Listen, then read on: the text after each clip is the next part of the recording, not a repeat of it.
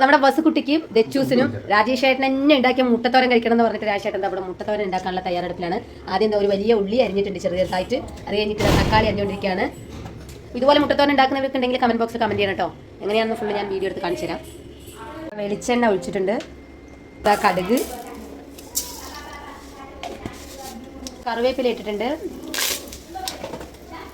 പിന്നെ നമ്മൾ അരി വെച്ച ഉള്ളിയും തക്കാളിയും കടവറ. ഇനി ആവശ്യത്തിന് ഉപ്പിട്ട് കൊടുക്കുക. നന്നായിട്ട് മിക്സ് ചെയ്തിരിക്കുകയാണ്. അപ്പോൾ മഞ്ഞപ്പൊടി ഇട്ടിട്ടുണ്ട്, കുറച്ച് മഞ്ഞപ്പൊടി.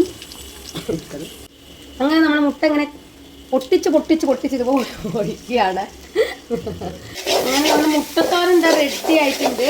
നന്നായിട്ട് ഇത് ഇളക്കിക്കൊണ്ടിരുന്ന് സൂപ്പറായിട്ടുണ്ട് കേട്ടോ മുട്ടത്തോരൻ. മുട്ടത്തോരൻ റെഡി ആയിട്ടുണ്ട്. അപ്പോൾ നമ്മുടെ ബസ്സുകുട്ടിക്ക് ആദ്യം എന്താ കൊടുക്കുകയാണ് രാജേട്ടൻ. വലിയ പീസ് അങ്ങനെ ഇങ്ങനെയൊക്കെയാ ടേസ്റ്റ് സൂപ്പർ അല്ലേ? സാധനം ഉണ്ടാക്കിയിട്ടുണ്ട്. നോക്ക്, മുട്ടത്തോരൻ വന്നപ്പോൾ വിശക്കണമെന്ന്, ചോറ് വേണമെന്ന്. എങ്ങനെയുണ്ട് നോക്കി, എങ്ങനെയുണ്ട്? സൂപ്പറാണ്. ഇത് ഐസ്ക്രീം കാര്യം